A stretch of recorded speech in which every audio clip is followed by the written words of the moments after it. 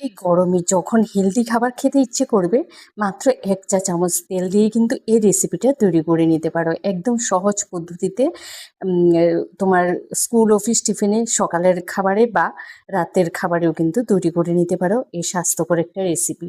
কিভাবে তৈরি করছি ছোট্ট ভিডিও, শুরু থেকে শেষ পর্যন্ত আমার সাথে থাকো। আর যারা আমার চ্যানেলে নতুন আছো, প্লিজ চ্যানেলটা সাবস্ক্রাইব করে পাশে থাকা বেল আইকনে ক্লিক করে দিও। ভিডিওতে একটা লাইক দিতে ভুলো না। তো এখানে আমি নিয়েছি সুজি।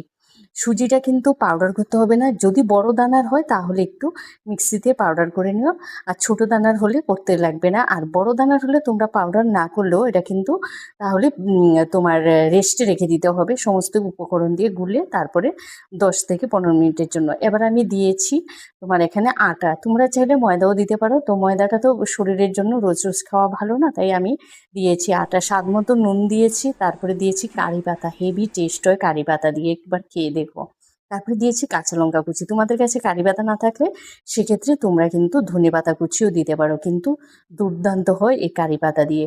স্বাদ মতো নুন দিয়ে তারপরে অল্প অল্প করে জল দিয়ে একটা পাতলা ব্যাটার তৈরি করব। ব্যাটারটা এমনভাবে তৈরি করবে, না পাতলা হবে না ঘন হবে। তো আমি কিন্তু রেস্টে রাখবো না, যেহেতু আমি একদম মিহিদানা সুজিটা নিয়েছি। হাফ চা চামচ দিয়েছি বেকিং সোডা, এখানে কিন্তু বেকিং পাউডার দেবে না। সোডাটা দেওয়াতে দেখো কতটা ফ্লাফি হয়ে গেছে। তোমাদের ঘনত্বটাও দেখাচ্ছি। এর থেকে বেশি কিন্তু ঘন করবে না, আর এর থেকে বেশি পাতলাও করবে না।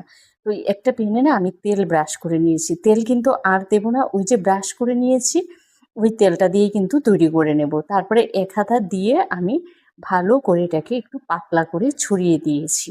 দেওয়ার পর উপর থেকে যখন শুকিয়ে একদম শুকিয়ে আসবে, তারপরে উল্টে দিচ্ছি। উল্টে দিয়ে এইভাবে আমি আর ১ মিনিটের জন্য রেখে তারপরে নামিয়ে নেব। এক একটা এই পরোটাগুলো তৈরি হতে ওই ধরো ১-২ মিনিটের মতো সময় লাগে। একদম সহজ পদ্ধতিতে খুব তাড়াতাড়ি কিন্তু তৈরি হয়ে যায়। তোমরা দেখতেই পাচ্ছ ওই প্রথমে সামান্য একটু তেল দিয়েই কিন্তু আমি এভাবে ২ থেকে ৩টা একবারে তৈরি করে নিয়ে আবারও একটু তেল ব্রাশ করে তারপরে বাকিগুলোকে তৈরি করে নিচ্ছি। একদম সহজভাবে হেলদিভাবে কিন্তু তৈরি হয়ে যায়।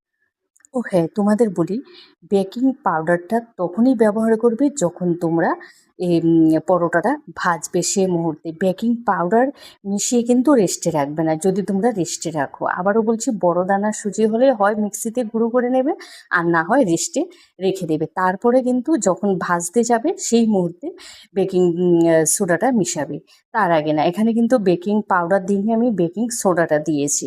তো দেখো এভাবে আমার সমস্ত পরোটাগুলো তৈরি হয়ে গেছে। হেলদি রেসিপি, নামমাত্র তেলে, মানে ১ চা চামচ চায়ের তেল দিয়েই কিন্তু আমি তৈরি করে নিয়েছি। ভিডিওটা ভালো লাগলে লাইক, কমেন্ট, শেয়ার করতে ভুলো না। ভালো থেকো, সুস্থ থেকো। টাটা।